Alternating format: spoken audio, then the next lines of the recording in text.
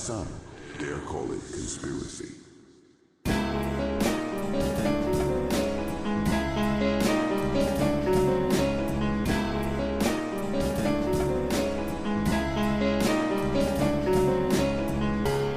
Hello initiates, we've got a Some Dare Call It Conspiracy extra portion for you here. This is a blog that I did quite a while ago, and it's a bit of an interesting one because at the time I was still dangling my feet in the conspiracy world quite heavily. But at the time, the EU was considered to be the worst thing on the planet. It was the stepping stone to the New World Order. It was tyrannical. They were imposing all sorts of laws on us and making our lives particularly hellish. And so I discovered that wasn't really true. And so the weird thing about this blog is it's me trying to sort of pander to the conspiracy crowd whilst actually finding stuff out about the conspiracy crowd that isn't true. It also includes mind control, manipulation programs, media manipulation, think tanks, the oil industry, stolen elections, and all that stuff that should appeal to the conspiracy crowd, but in this case didn't at all because it doesn't go along with their preconceived narrative. This is the story of Cambridge Analytica, a real conspiracy that was completely ignored by the conspiracy crowd. Cambridge Analytica Part 4. Cambridge Analytica, J-Trig and other internet manipulation campaigns. And this was first published on Thursday the 1st of November 2018. Okay, here's post number 4. I'm very aware that these are pretty long, but the subject is complicated and needs to be backed up with evidence. Also, I have a touch of the theatrics about me, and therefore, like in a film or a play, the main revelations and things that tie it all together are near the end. Sorry. This is also true of my Rich Planet shows. If you've only watched part 1, you've missed all the good stuff. I'm sorry, again. Also, this is kind of the point. It is through oversimplification of messages that people are able to manipulate one another. People want easy answers, not complex ones. The majority of hate rhetoric relies on people not bothering to read the books that are being slagged off, or not to examine counter-arguments to the positions offered. It is by utilising this laziness that falsehoods are allowed to take hold. Please read or listen to the first 3 parts for the context of what I'm blathering on about. Cambridge Analytica, J-Trig and other internet manipulation campaigns. What was it about Cambridge Analytica that caught my attention, and why have I been banging on about it for so long? The reason is that when I first became aware of the tactics of Cambridge Analytica, they were identical to GCHQ programs such as J-Trig and US Pentagon operations that flood social media with sock puppet accounts and manipulate the emotions of the users. Then I found out about those connected to Cambridge Analytica and SCL and their connections to the elites in the UK and the USA and British intelligence, and I began to suspect that something far more nefarious was taking place. I think that this quote from Albert Einstein sums up the problem of discerning what information is correct in the realm of the internet. The main problem with the internet is that the wealth of available information batters and flatters people into a position of gullible acceptance. We tend to gravitate to articles and quotes that support our suppositions with confirmation bias, ignoring evidence that disproves or questions our beliefs, and we rarely fact-check. That was Albert Einstein in his 1998 interview with Reader's Wives magazine. This state of affairs is exacerbated by the media itself, the anonymity it provides, and the ways in which people interact with each other via the World Wide Web. Zimbardo. Some of you may have heard of Philip Zimbardo. He was the social psychologist who set up the infamous Stanford prison experiment. In this, he designated 2 groups of people as either guards or prisoners in an attempt to see how easily people fall into authoritarian rule structures. Very soon, the guards began relishing their power and began to abuse the subjects who were selected to take on the role of prisoners. The guards so enjoyed the opportunity to live out the authoritarian rule that they eventually began torturing prisoners that would not sway to their commands. The role given to them in the experiment justified their behavior and also allowed for the responsibility of their actions to be ascribed to a cause and not an individual act. The experiment was shut down when the guards began to physically brutalize the prisoners to fulfill their predetermined roles. When questioned about their actions, the guards felt that they were doing what was expected of them and taking their responsibilities seriously. One of the main mechanisms that facilitated them using bodily harm on the non-compliant was the anonymity afforded to them by wearing mirrored sunglasses. Zimbardo performed a separate experiment involving a car that was left unlocked at the side of the road, windows down and the bonnet up. He placed two identical cars in positions that he could monitor, one in a bustling inner-city Bronx, New York, and one in the rural Palo Alto in California. Unsurprisingly, the car in the Bronx was stripped of anything of any value in a minuscule amount of time, but the car in the smaller community remained untouched. Zimbardo put this down to the anonymity provided by the larger city. People were less likely to be caught and judged, and even less likely to be recognized if they were doing something wrong. This, Zimbardo thought, gave people enough opportunity to give in to temptation and act outside of expected societal norms. Zimbardo returned to the car in California to try a different tactic. He broke one of the windows on the car. Soon after this act of vandalism, the car in the rural setting was stripped in a manner similar to the car in the Bronx. Zimbardo reasoned that the broken window had sparked the change in behavior. People had seen the previous damage, and seeing as they didn't start it, they joined in.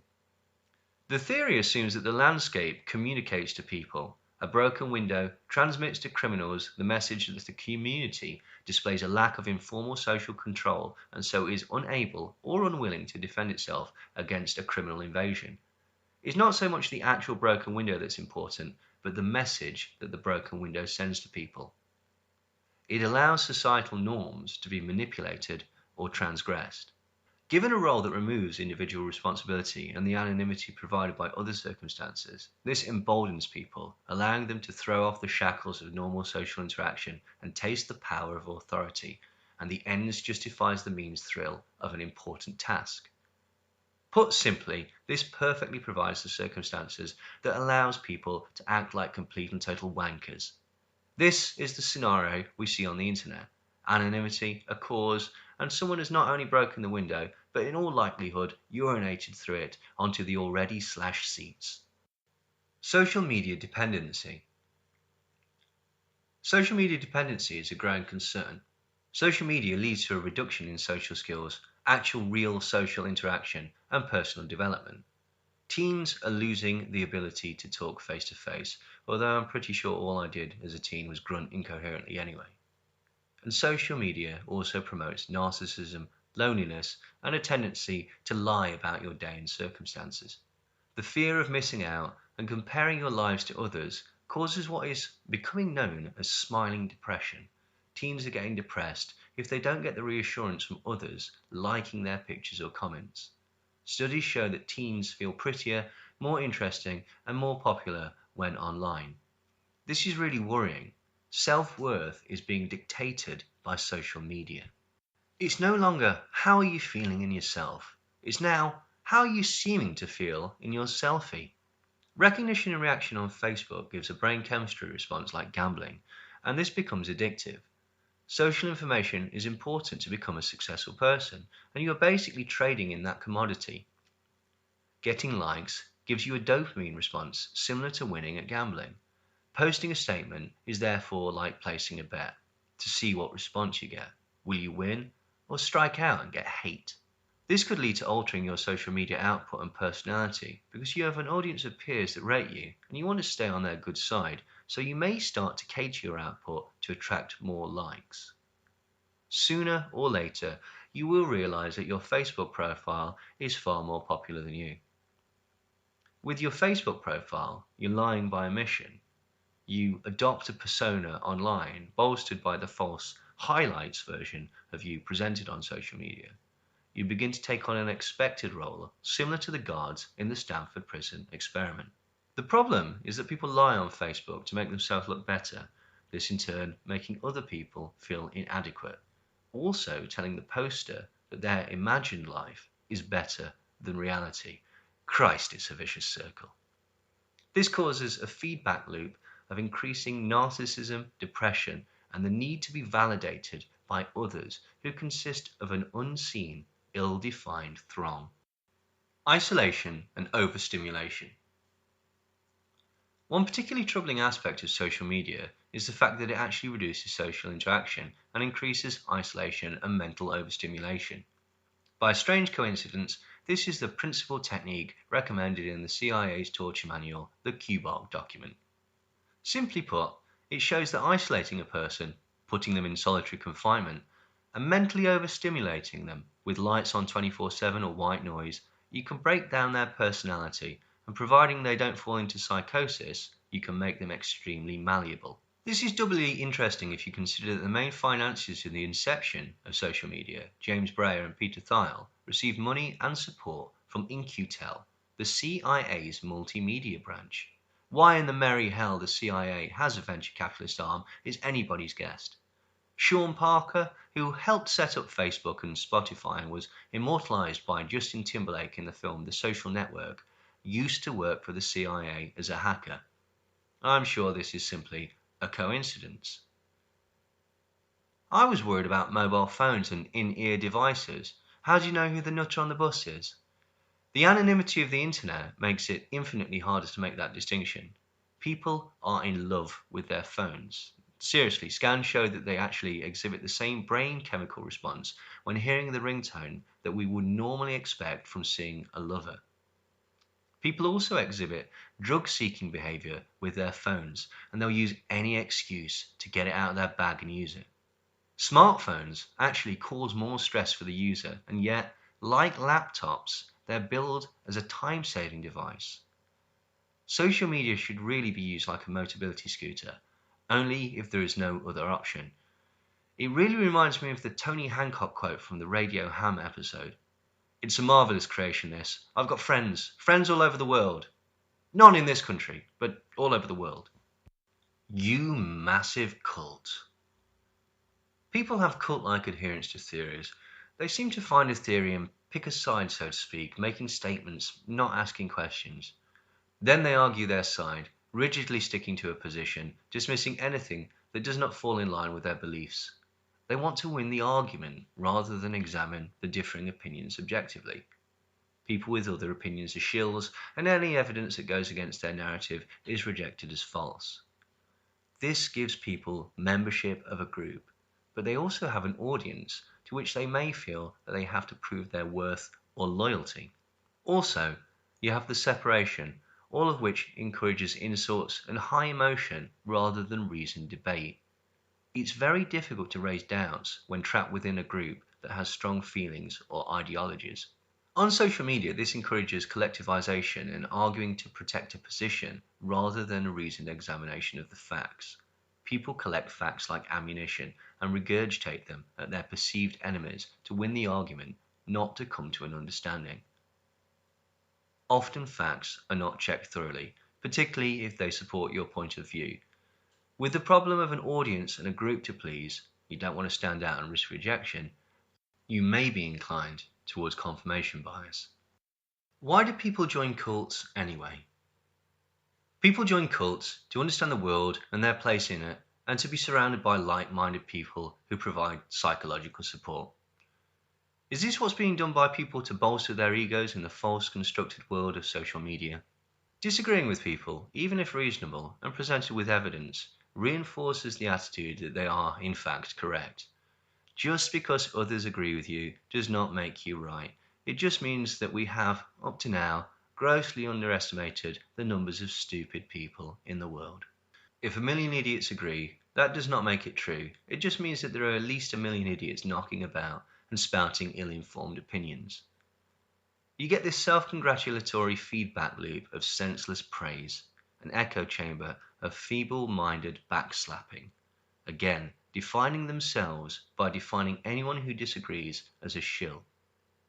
You are reassured by the rest of the group, which is actually an indication of massive insecurity. The unit of authority is often not how rigorous the evidence is, but how many like-minded people like the same information. The problem is exacerbated by social media, as it reduces the boundaries of the world. In social media land, you can cater who you interact with, and therefore a far smaller number of people agreeing with you could conceivably fool you into thinking that what you are discussing is not mind-numbingly dim.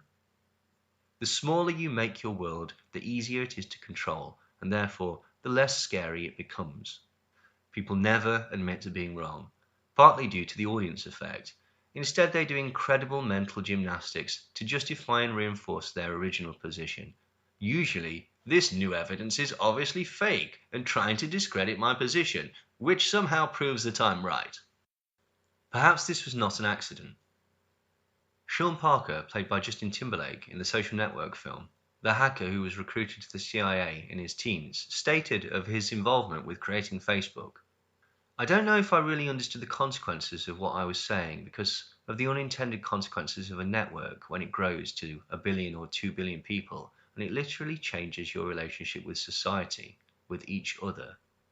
God only knows what it's doing to our children's brains." Parker says the social networking site exploits human psychological vulnerabilities through a validation feedback loop that gets people to constantly post to get even more likes and comments. It's exactly the kind of thing that a hacker like myself would come up with, because you're exploiting a vulnerability in human psychology, he said. The inventors, creators, it's me, it's Mark Zuckerberg, it's Kevin Systrom on Instagram, it's all of these people. We understood this consciously, and we did it anyway. Chamath Palihapitiya, the former vice president of user growth at Facebook, stated at a recent public discussion at the Stanford Graduate School of Business, "I think we have created tools that are ripping apart the social fabric of how society works. The short-term dopamine-driven feedback loops we've created are destroying how society works," Chamath said. "No civil discourse, no cooperation, misinformation, mistruth. And it's not an American problem. This is not about Russian ads. This is a global problem. So we are in a really bad state of affairs right now. In my opinion, it's eroding the core foundation of how people behave by and between each other. And I don't have a good solution. My solution is I just don't use these tools anymore. I haven't for years." Concerning the issue of social media as a whole, he stated that he doesn't use it anymore since he innately didn't want to get programmed. And as for his kids, he said they're not allowed to use that shit. Bad actors can now manipulate large swathes of people to do anything you want. It's a bad, bad state of affairs, and we compound the problem. We curate our lives around this perceived sense of perfection because we get rewarded in these short-term signals, hearts, likes, thumbs up, and we conflate that with value, and we conflate it with truth. And instead, what it really is fake, brittle popularity that's short-term and that leaves you even more, and admit it, vacant and empty than you did before you did it. Because it forces you into this vicious cycle about what's the next thing I need to do, because I need it back. And think about that compounded by up to 2 billion people. He finishes this up by warning the audience not to think that they're too smart to fall for the implications of social media, and stated that those who are the best and brightest are the most likely to fall for it, because you are fucking checkboxing your whole goddamn life. J-Trig. J-Trig is a GCHQ internet manipulation program that was exposed by Edward Snowden and is supposedly only used abroad. However, within the released documents, it talks about use against enemies of the state, the definition of which could include domestic anti-government sentiment. Among the core self-identified purposes of J-Trig are two tactics. One, to inject all sorts of false material onto the internet in order to destroy the reputation of its targets. And two, to use social sciences and other techniques to manipulate online discourse and activism to generate outcomes it considers desirable. To see how extremist these programs are, just consider the tactics they boast of using to achieve those ends. False flag operations, that is, posting material to the internet and falsely attributing it to someone else. Fake victim blog posts, pretending to be a victim of the individual whose reputation they want to destroy, and posting negative information on various forums. J-Trig has developed covert tools to seed the internet with false information, including the ability to manipulate the results of online polls, artificially inflate page view counts on websites, amplify sanctioned messages on YouTube, and plant false Facebook wall posts for entire countries. According to a study of the group by the UK's Defence Science and Technology Laboratory, DSTL, the language of J-Trig's operations is characterized by terms such as discredit, distrust, dissuade, deceive, disrupt, delay, deny, denigrate, and deter. To give a layman's explanation, the Joint Threat Research Intelligence Group feeds false information into the field of the internet. It creates fake gurus, fake astroturf campaigns, that is, fake grassroots activism, sock puppet accounts, and government-paid trolls who will influence chat rooms via ridicule or other tactics. J-Trig was admittedly used in Argentina to promote self-determination for the people of the Falkland Islands by promoting pro-British sentiment via propaganda campaigns and subtle influencing methods. Is it a coincidence that in the UK lots of people all of a sudden believe that radical Islam is actually a major threat, seeming to forget about ideas of 9/11, 7/7, Al-Qaeda, false flags, etc., being at the very least allowed to happen by the intelligence agencies, and just going for the government propaganda because of how the message is being delivered and who is promoting it? We know from the previous blog posts that the promotion of this falsehood by people like Tommy Robinson is government sanctioned. I've said it before, but it's worth restating. Everything that Robinson et al. Promote just so happens to fall directly in line with government foreign policy and the required demonization of a minority to stoke war abroad and cause distraction at home. Examples of known J-Trig disruption programs include Underpass, which changes the outcome of online polls; Badger, which is a mass email swamping of servers like a DDoS program; Warpath, which is a mass delivery of text messages to either jam up a device or simply to spread information; Silverlord disrupts videos; Miniature Hero disrupts Skype calls; Spring Bishop finds private photographs on social media, presumably for data mining and or blackmail purposes; Angry Pirate can disable an online social media or email account and make it completely inoperable; Gateway increases traffic to a specific website; Gestator promotes a certain message, trope, story, or theory; and Changeling sends emails from your account and can plant documents on your hard drive. This could be used to frame anyone as a distributor of child porn. Similar programs exist via US intelligence. In 2008, the Pentagon ran a project called Sentient World Simulation to see how groups of people would react to propaganda fed to them via the medium of social media. Studies done in 2011 found numerous examples across social media where sock puppet accounts were promoting pro-US propaganda. Former director of the CIA, David Petraeus, admitted to this and also admitted that Operation Earnest Voice created fake grassroots groups in an effort to astroturf the internet with pro-US interest groups.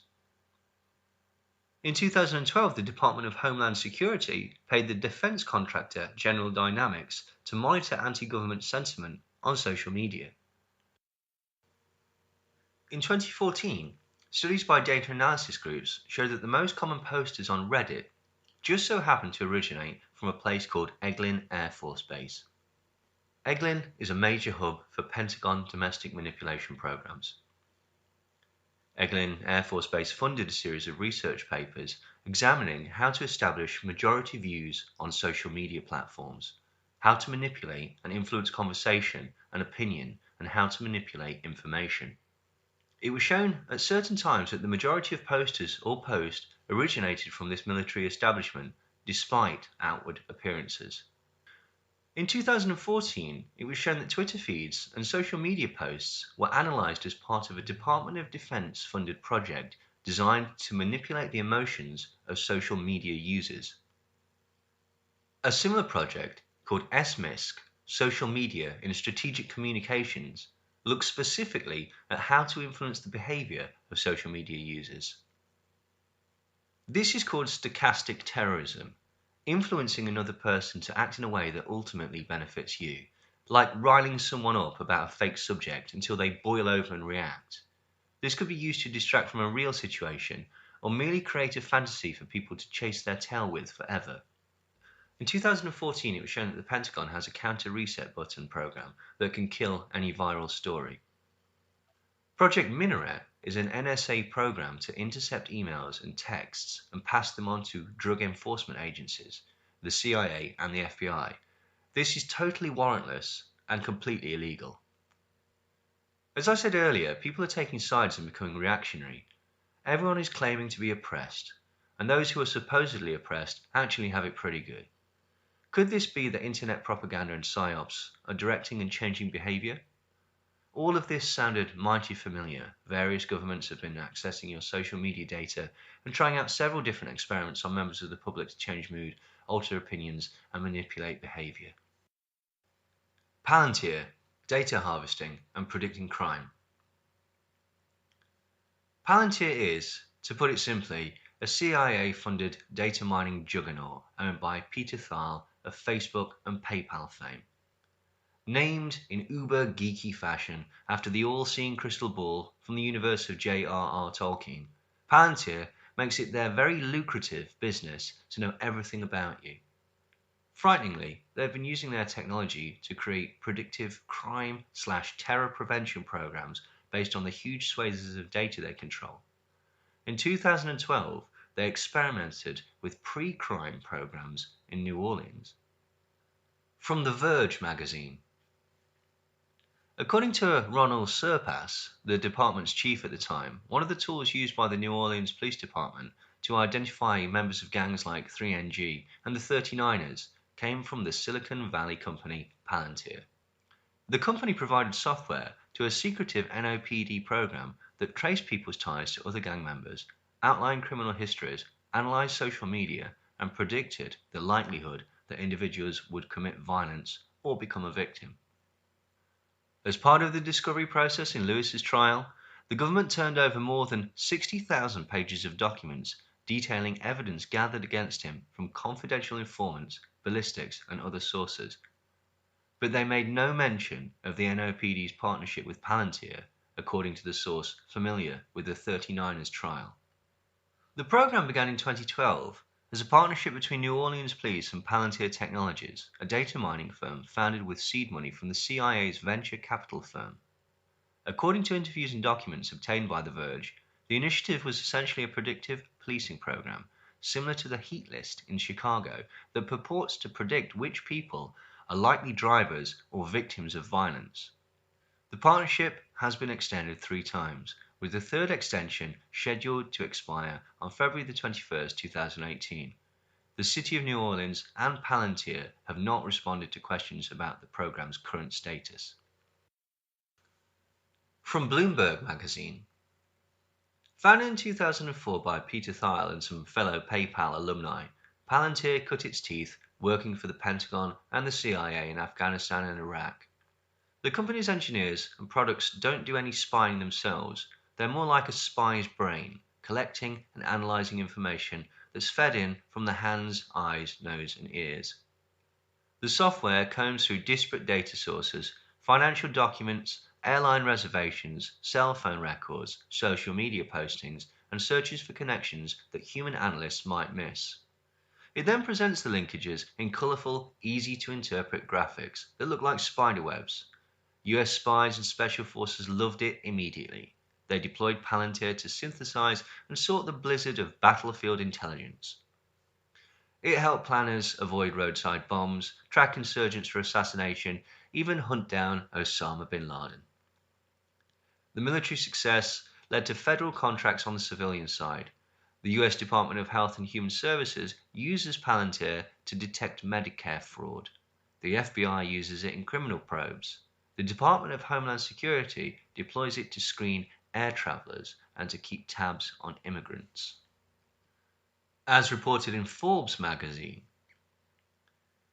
Palantir lives the realities of its customers, the NSA, the FBI, and the CIA, an early investor through its In-Q-Tel venture fund, along with an alphabet soup of other US counterterrorism and military agencies. In the last 5 years, Palantir has become the go-to company for mining massive datasets for intelligence and law enforcement applications. With a slick software interface and coders who parachute into client headquarters to customize its programs, Palantir turns messy swamps of information into intuitively visualized maps, histograms, and link charts. These give its so-called forward-deployed engineers a few days to crawl, tag, and integrate every scrap of a customer's data, and Palantir can elucidate problems as disparate as terrorism, disaster response, and human trafficking. Palantir's advisors include Condoleezza Rice and former CIA Director George Tenet, who says in an interview that, "I wish we had a tool of its power before 9/11. General David Petraeus, the most recent former CIA chief, describes Palantir to Forbes as a better mousetrap when a better mousetrap was needed. Among those using Palantir to collect the dots are the Marines, who have deployed its tools in Afghanistan for forensic analysis of roadside bombs and predicting insurgent attacks. The software helped locate Mexican drug cartel members who murdered an American customs agent and tracked down hackers who installed spyware on the computer of the Dalai Lama. In the book The Finish, detailing the killing of Osama bin Laden, author Mark Bowden writes that Palantir's software actually deserves the popular designation killer app. Cambridge Analytica. It is admitted that Cambridge Analytica, SCL, worked with Palantir in Trinidad, but suggestions that they worked on the Brexit campaign or the Trump campaign have been denied. Out of interest, in Trinidad, they were looking at the possibility of predicting crime before it happened. Initially, however, talks of interaction between Palantir and Cambridge Analytica were actually admitted to by ex-employees Chris Wiley and Brittany Kaiser. Wiley said Alexander Nix, the former boss of Cambridge Analytica, had several meetings with Palantir. Senior Palantir employees then worked on the Facebook profile data that was acquired by Cambridge Analytica. That was not an official contract between Palantir and Cambridge Analytica, but there were Palantir staff that would come into the office and work on that data, Wiley told lawmakers. He added that Palantir staff helped build the models we were working on. Wiley did not elaborate on the models being worked, but it relates to Cambridge Analytica's algorithms used to target people in political votes. A spokesperson for Palantir told CNBC that the company has never had a relationship with Cambridge Analytica and has never worked on any Cambridge Analytica data. Cambridge Analytica was not immediately available for comment. Palantir later released a revised statement that said, "We were approached by individuals from Cambridge Analytica on multiple occasions, but we declined to move forward. As a matter of company policy, we do not and have never worked on or been involved with elections or political campaigns anywhere in the world." I would humbly suggest that this is a complete load of old tosh. This revised statement appeared even less likely when emails between the two companies discussing methods of extracting data from people were exposed. "I had a left field idea," the developer wrote in a May 2014 email. "What about replicating the work of Cambridge Prof as a mobile app that connects to Facebook? For example, compare your personality to your friend's app or some other spin to entice people to take a test." A second email, dated July 2014, appears to show the same developer asking another academic if he could share some Facebook credentials. "I need to test our version of the app." It has been admitted by Cambridge Analytica that quizzes and apps like these were used as part of the data harvesting required for the Brexit and Trump campaigns. Trapwire. Trapwire is like the technology in the film A Scanner Darkly. It's a data logging system connected to CCTV that can bring up all the pertinent details about a subject at the touch of a button. A video surveillance database system. It analyzes behavior patterns for suspicious activity, and it is another aspect of the encroaching surveillance grid. Trapwire suspicious activity reports are fed directly into the National Suspicious Activity Report, as well as the FBI's eGuardian system, if or when there's confirmed nexus to terrorism or major crimes, wrote a Trapwire executive in one of the leaked emails. Even if these suspicious reports just amount to recording the appearance and activities of a person or a vehicle in public, this effectively means that the FBI and the Department of Homeland Security have an eye on you by proxy whenever you're in the vicinity of a high-value target. This kind of private-government partnership should always raise eyebrows. One of the systems already in place in many American cities is Trapwire.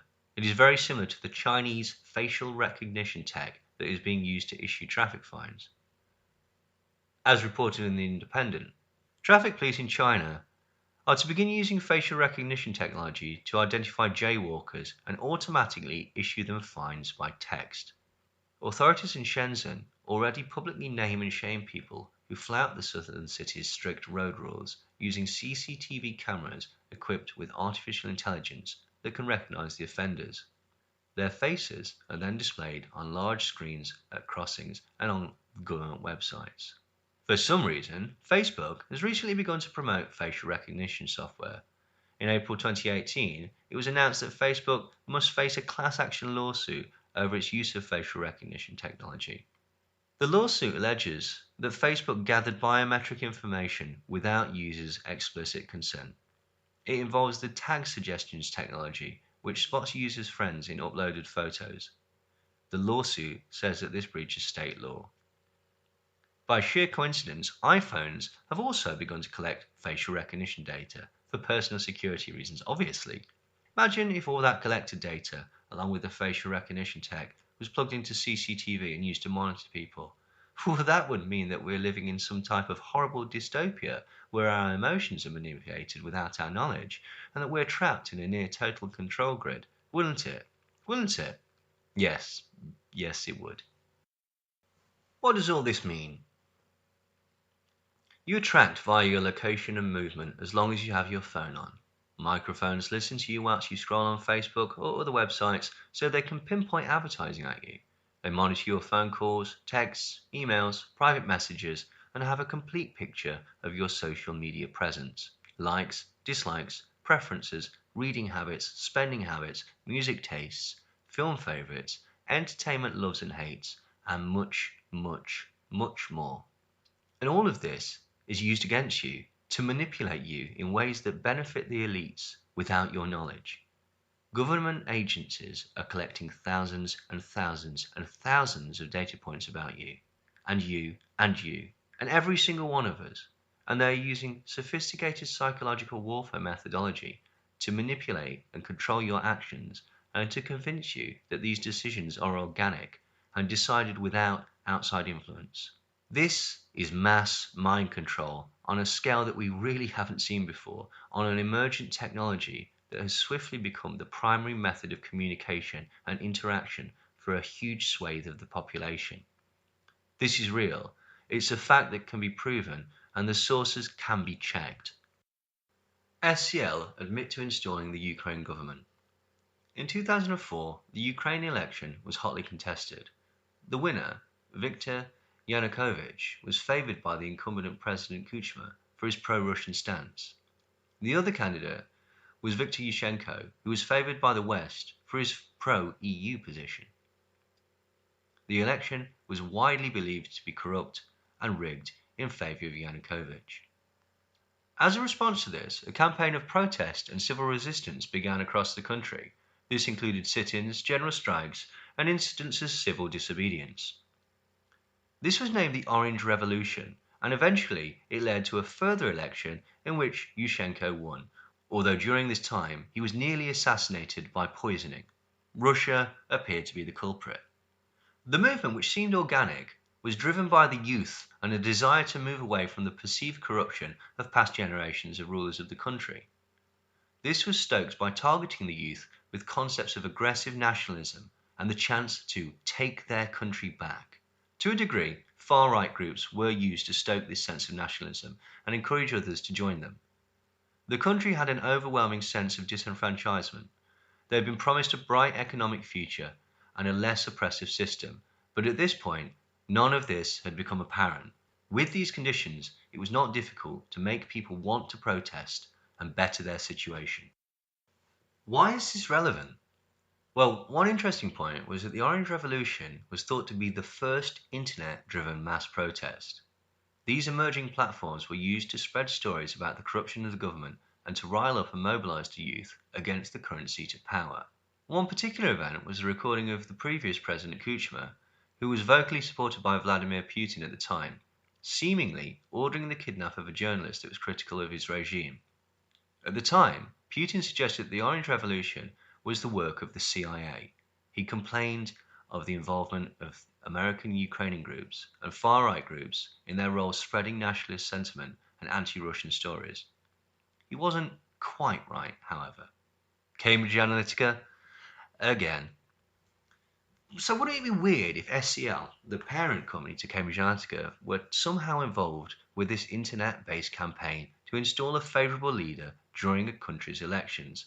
Well, thanks to the power of the Wayback Machine, we can have a look at the now defunct SCL website, and we found this.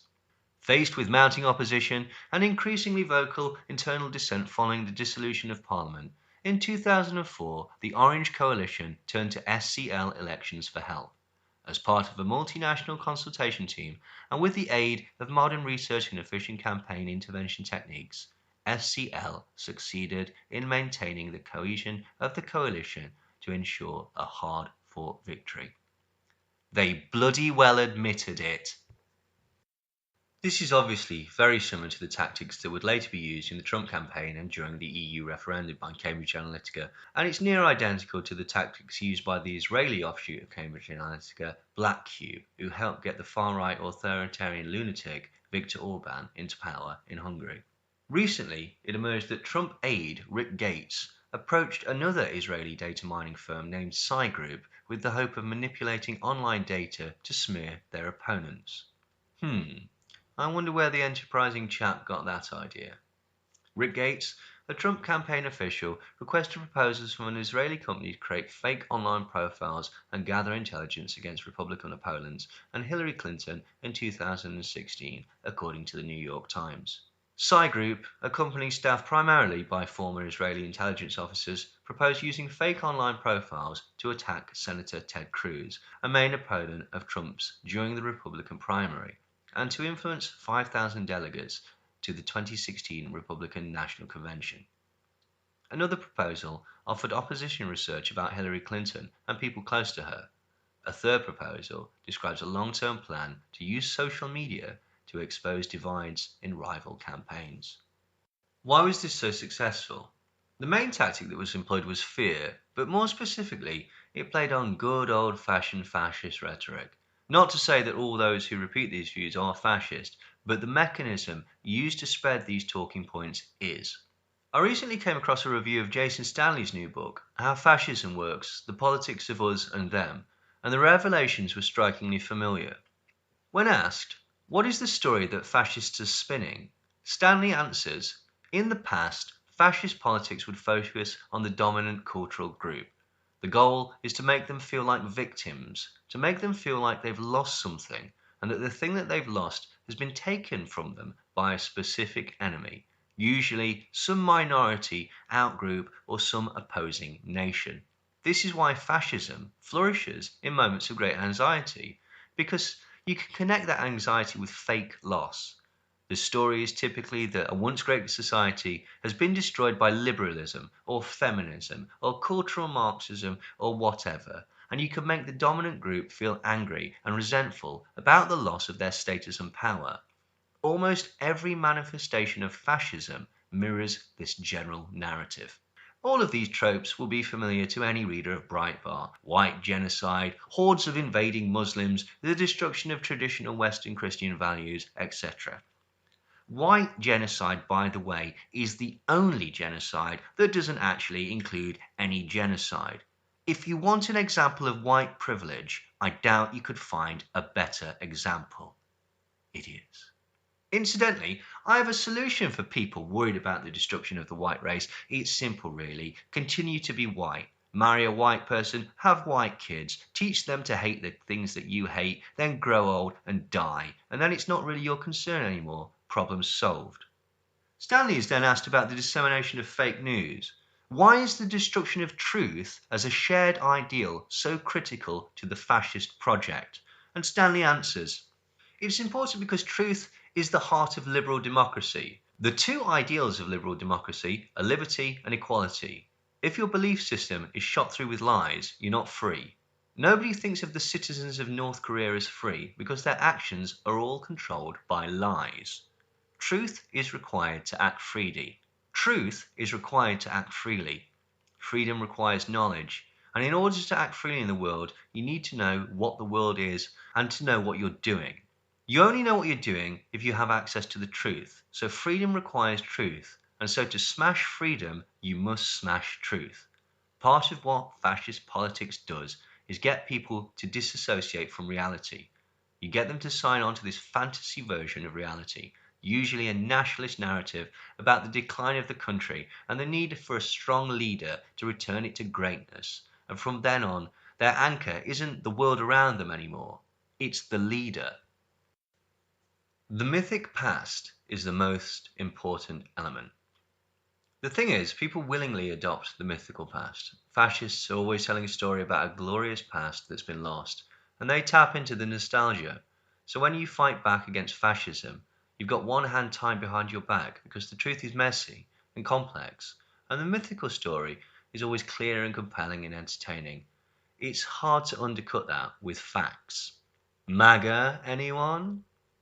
He continues with other tactics associated with fascist rhetoric, publicising false charges of corruption whilst engaging in corrupt practices typical of fascist politics, and anti-corruption campaigns are frequently at the heart of fascist political movement. Stanley writes this very helpfully without once mentioning drain the swamp. Spreading the messages. A recent study showed that these specific messages do not require a huge amount of people to spread, but rather coordinated effort of repeating the same tropes and lies, reinforcing them through repetition. As we discussed in the previous blogs, the recent alt-right darlings all seem to be sponsored by the Schirmer Foundation, MEF, Wilkes Brothers, DeVos family, Mercer family, Koch brothers, and Regionary families. By inviting one another onto each other's shows, the rhetoric can spread, just like a J-Trig program. All of their live chats, all of their Google Hangouts, although they appear separate, are part of one big marketing campaign by the elites.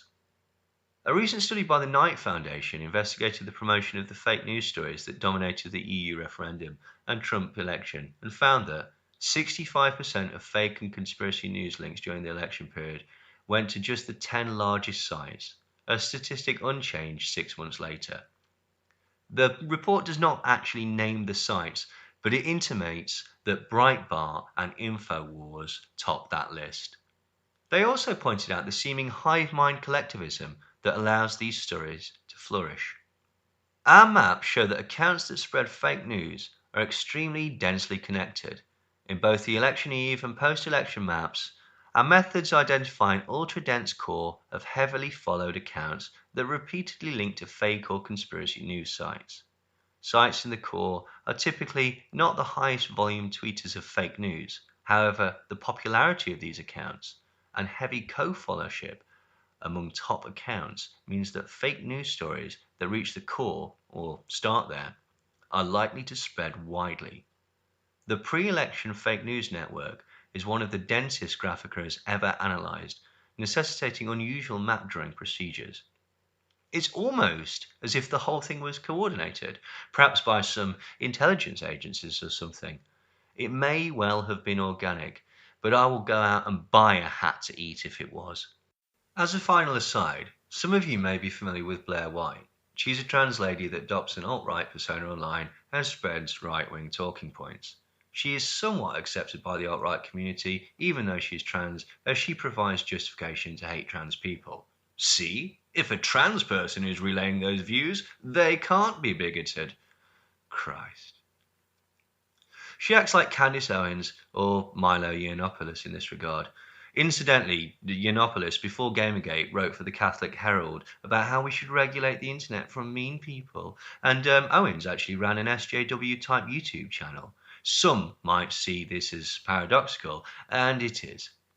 If you had a background in psychology, you might postulate that they are the self-loathing type, terrified that everyone hates them, who then purposely cause problems so that you hate them on their terms, therefore they win. And then they cozy up to their main detractors out of fear. Also, there is the massive need for attention and validation. Anywho, she basically outed members of the alt-right as fakes. She stated that one person, widely believed to be Stephen Crowder, admitted to her that he was only espousing his views for cold hard cash and didn't believe them at all. Milo Yiannopoulos told her that he hired protesters to oppose him in public appearances as a part of a marketing campaign to make him seem edgy and victimized.